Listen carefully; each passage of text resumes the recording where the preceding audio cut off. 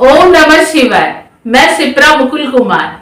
आज हम उस पवित्र स्थान के बारे में विस्तार से चर्चा करेंगे जहां भगवान शिव और माता पार्वती का विवाह हुआ था। इस पवित्र स्थान को त्रियुगी नारायण मंदिर के नाम से जाना जाता है। त्रियुगी नारायण 3 शब्दों से बना है। त्रि का अर्थ है 3, युगी का अर्थ है युग और नारायण स्वयं विष्णु के सर्वोच्च नामों में से एक है। हिंदू दर्शन में युग 4 युगों के चक्र के भीतर एक युग का नाम है। 4 युग: सतयुग 17,28,000 मानव वर्ष, त्रेता युग 12,96,000 मानव वर्ष, द्वापर युग 8,64,000 मानव वर्ष और अंत में कलयुग 4,32,000 मानव वर्ष हैं, जो वर्तमान युग है। त्रियुगी नारायण मंदिर हिमालय की गोद में उत्तराखंड के रुद्रप्रयाग जिले में सोनगंगा, हरदा नदी और मंदाकिनी नदी के पिछले भाग में स्थित एक प्रसिद्ध हिंदू मंदिर है। यह प्राचीन मंदिर भगवान विष्णु और देवी लक्ष्मी को समर्पित है और उनके दिव्य रूप को दर्शाता है। धार्मिक मान्यता के अनुसार भगवान शिव ने इसी मंदिर में माता पार्वती से विवाह किया था। इस पवित्र घटना की स्मृति में बना यह प्राचीन और अद्भुत मंदिर आज भी इस स्थान पर मौजूद है। अब हम इस मंदिर की पौराणिक कथा को जानते हैं। हिंदू पौराणिक कथाओं के अनुसार माता पार्वती पर्वतराज हिमवान की पुत्री थी। हिमवान के यहाँ पार्वती के रूप में मां सती का पुनर्जन्म हुआ था, जो शिव की पहली पत्नी थी, जिनके पिता दक्ष प्रजापति ने शिव का अपमान किया था, जिससे आहत होकर माता आत्मदाह कर सती हो गई थी। अपने इस जन्म में माता पार्वती ने अपना सारा जीवन भगवान शिव की पूजा में लगा दिया और गौरी कुंड में कई वर्षों तक घोर तपस्या की। यह स्थान त्रियुगी नारायण से 5 किलोमीटर दूर है। माता पार्वती ने कठिन ध्यान और साधना से भगवान शिव का वरण किया था। त्रियुगी नारायण मंदिर जाने वाले तीर्थयात्री गौरी कुंड मंदिर भी जाते हैं, जो माता पार्वती को समर्पित है। गौरी कुंड केदारनाथ यात्रा का मुख्य पड़ाव, पैदल यात्रा का प्रारंभ बिंदु और ट्रैक का आधार शिविर है। माता पार्वती ने कठोर तपस्या कर भगवान शिव को विवाह हेतु प्रसन्न किया और भगवान शिव ने माता पार्वती के प्रस्ताव को स्वीकार किया।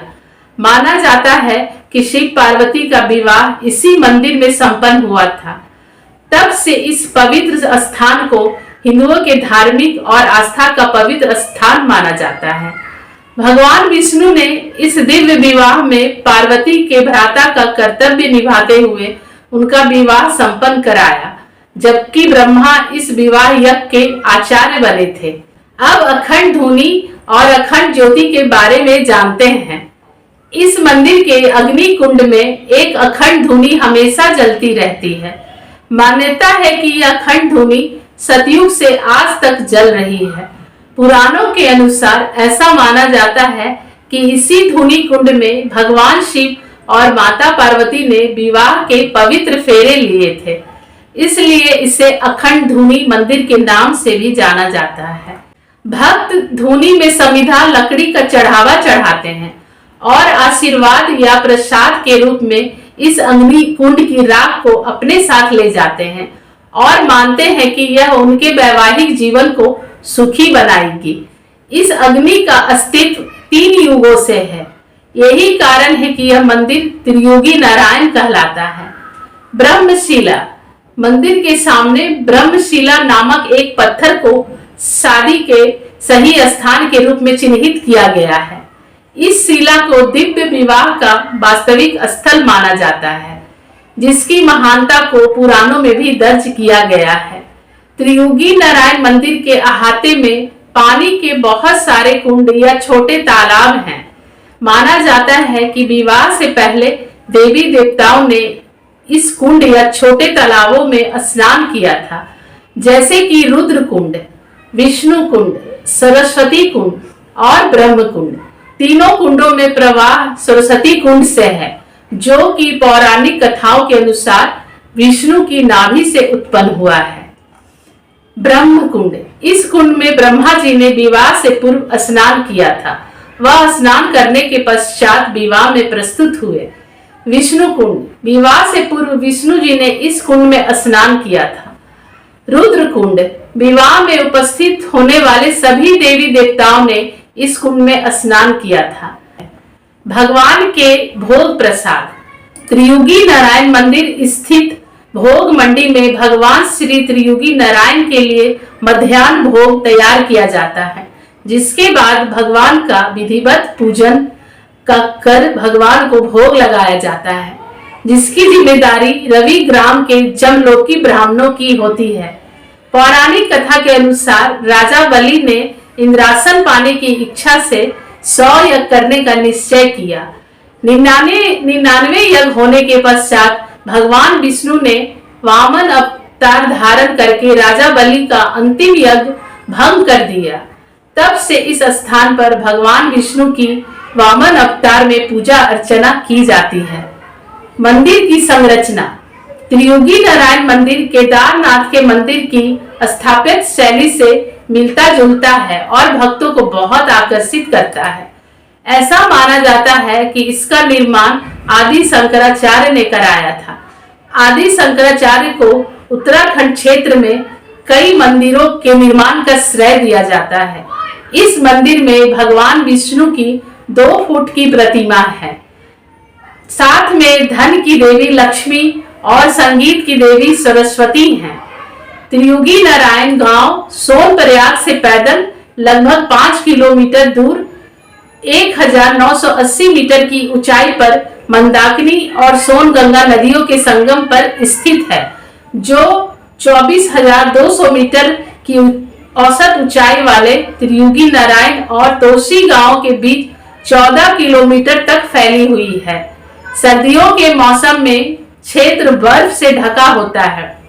प्राकृतिक सौंदर्य और मनोरमा की दृष्टि से यह मंदिर बहुत ही आकर्षक छवि प्रदर्शित करता है।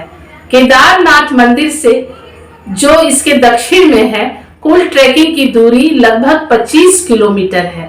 रुद्रप्रयाग से त्रियुगी नारायण मंदिर तक सड़क मार्ग से पहुंचा जा सकता है। ऋषिकेश और देहरादून रेलवे स्टेशन त्रियुगी नारायण मंदिर के सबसे नजदीकी रेलवे स्टेशन है। जौली ग्रांट हवाई अड्डा देहरादून त्रियुगी नारायण मंदिर के सबसे नजदीकी हवाई अड्डे हैं। यह मंदिर डेस्टिनेशन वेडिंग के लिए भी काफी प्रसिद्ध है। मंदिर में लोग दर्शन करने के साथ ही अपने शादीशुदा जिंदगी की सुख शांति की कामना के लिए पहुंचते हैं। यह स्थल वैवाहिक संस्कार के लिए भी बेहद शुभ और पवित्र माना जाता है। उत्तराखंड सरकार ने 2018 में इस मंदिर को डेस्टिनेशन वेडिंग स्थल घोषित किया है, जिसके बाद यह मंदिर अब वेडिंग डेस्टिनेशन के रूप में भी फेमस हो गया है। यहाँ देश विदेश से कई हस्तियां शादी करने पहुंच चुकी है। विजयादशमी और महाशिवरात्रि के दिन सबसे ज्यादा शादियां होती हैं। वेडिंग डेस्टिनेशन के रूप में यह पवित्र स्थल सब लोगों की पहली पसंद बताई जा रही है। जानकारी के अनुसार प्रत्येक माह मंदिर में 100 से अधिक शादियां संपन्न हो रही हैं। वेडिंग के दौरान परिसर में प्लास्टिक, धूम्रपान, शराब का सेवन पूर्णतः वर्जित है।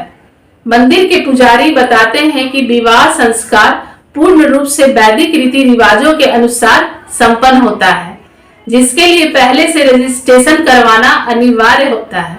त्रियुगी नारायण मंदिर न केवल धार्मिक आस्था का प्रतीक बनकर उभरा है, बल्कि यह आधुनिक भारत में सनातन परंपराओं की वैश्विक प्रस्तुति का केंद्र भी बन रहा है। हर हर महादेव। दोस्तों, अगर आपको यह वीडियो पसंद आया हो तो वीडियो को लाइक कर चैनल को सब्सक्राइब कर दें और बेल आइकन को दबा दें, जिससे आपको सभी वीडियो खुद ब खुद मिलते रहें। नमस्कार।